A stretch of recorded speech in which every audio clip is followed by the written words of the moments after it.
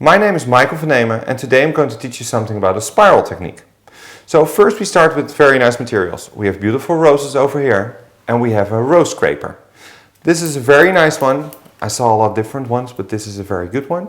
It's easy to use and it's easy to clean up the flowers, the roses, the green, whatever you want to have. So I will start. Do you join me? So we grab the roses one by one. We attach the rose scraper to the flowers and you can clean it very easy. So we do all the flowers one by one, of course. Do it again. And you can clean them every time that you want to have them. I always use, most of the time, 1/3 of the stem. I will clean it. It's a little bit how you want to use it. But if you want to use it as a spiral technique, this is a good area to clean the roses up.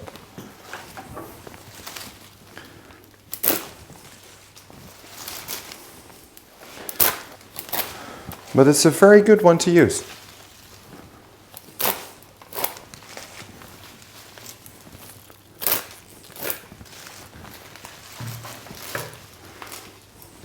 So always make sure that you do it nicely, clean everything.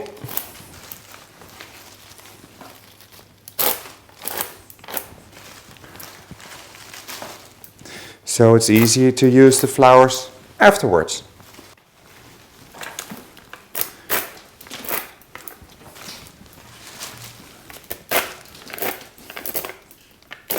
So you see sometimes with the thorns they are really strong, but it's also always good when you remove them.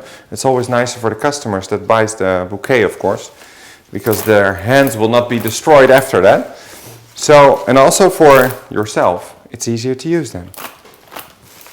After you're finished up all the cleaning of the roses with the rose scraper, don't forget that, you start with the spiral technique. First of all, you grab the first rose. You put it on top of your hand. That's always the way how you start. After that, when the roses are getting bigger and bigger and bigger, you will move it a little bit to the palm of your hand. But it's always easy. First, you start with the top of your hand. You hold it over there. You put your thumb a little bit in the middle, and you see that I put it in the middle of the stem of the rose. First, we start on the top of your hand. You grab the second rose and put it in front of the first stem that you used. After that, you grab the third one, and every time you do the same movement, you grab the fourth one, every time you do the same movement. So now you see that it's getting a little bit bigger. Still keep it on top of your palm, on top of the fingers of your hand. The sixth one. Now it's getting a little bit bigger, so it's always difficult to hold it now in your hand because the stems are a little bit more and more and more, and it's getting bigger and bigger. So now you can move it a little bit to the palm of your hand. Also make sure that all the roses are on the same level. So you see now, if I look very closely, that this rose is a little bit higher than the other ones. You can move it a little bit if you hold it loose in your hand. Now you can see there's a little bit movement in there. Alright, after that you grab the second rose and you add it to the bouquet. And the other one. And make sure every time that you do that, keep the roses on the same height as the other one. If you don't do that, it looks very, very weird. So make sure all the roses are on the same level. So I'm going to use 30 roses, so it's going to be a very big bouquet. So make sure that you hold it strong in your hand. And now you can see that I cannot use it anymore to hold it on top of my fingers, because the bouquet is getting too big. Now it's easier that we use the rose scraper because I don't feel any thorns now in my hand. If we don't use that, it's going to be a bouquet that hurts too much. So the other roses, and add it to the bouquet, and every time you do the same movement. If you don't do that, if you, for example, every time we use this movement, you will use it to the opposite, it's going to look very weird. For me it's very difficult to do that because I'm used to it. After you're learning more and more and more, you're getting used to it also.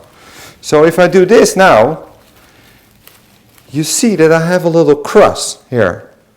And if you make it sure that you put it every time the same direction, your spiral technique is going to be very nice. If you don't do that, it's going to be very weird holding in your hand. You see that the roses now I have in the center of the bouquet are still doing at the same direction. This one is going to be very weird if you do that. So don't do that. Always make sure that you are doing the same direction. And the most important part is to turn your bouquet. So I will add the rose to it. We'll grab the stems with my other hand, a little bit lower, and turn it. Every time you do that. So most of the time it's easier when you have 30 roses. Every time that you add 3 roses to it, you turn it a little bit.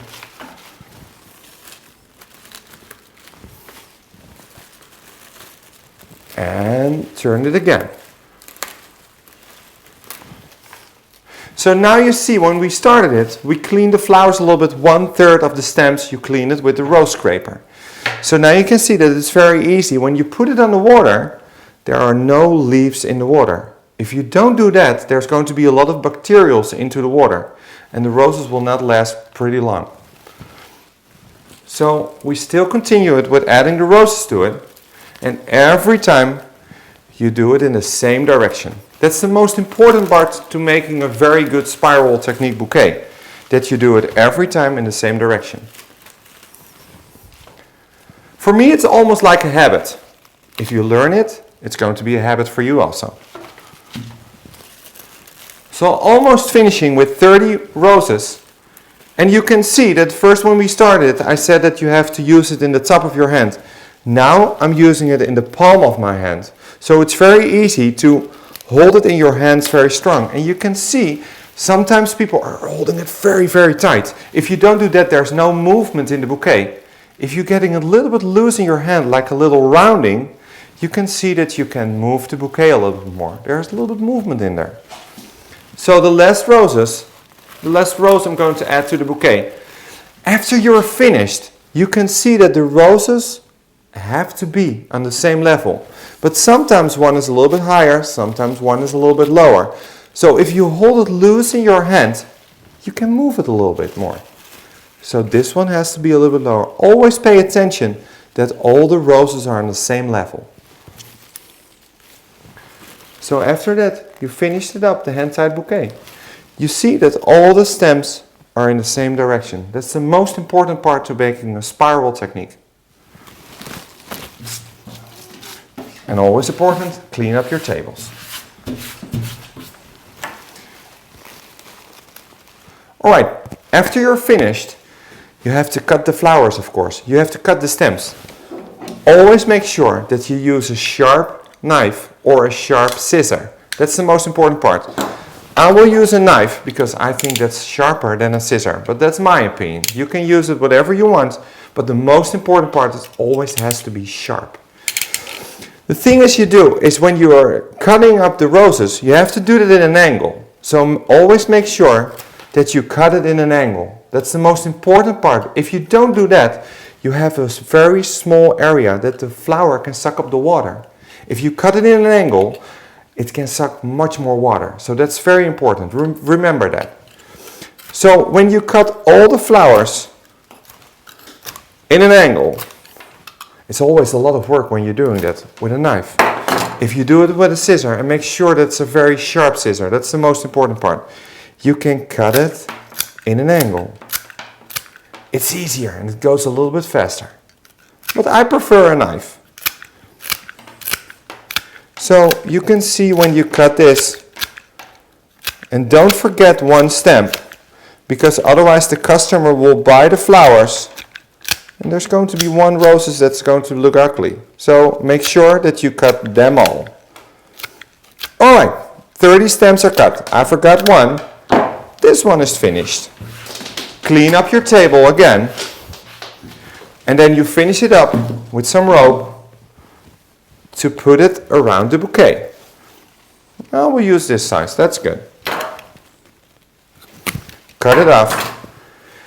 And you see sometimes a lot of people are feeling, what do I have to do with this? You make sure that the beginning of the rope, you put it on your thumb and you put it around the stems. Make sure that you don't do it very loose. Make sure that you do it very tight. 1, 2, and after that you turn the bouquet and do it on top of your hand. So first you saw that I do it under my hand. You turn the bouquet a little bit and you do it above your hand. Alright, also 2 times. Now you can grab the beginning and the end to make a little knot to tie them up together. And you can see I do it 1 time, I do it 2 times, and then it's strong enough. And you can enjoy it to give it to your customer. Alright.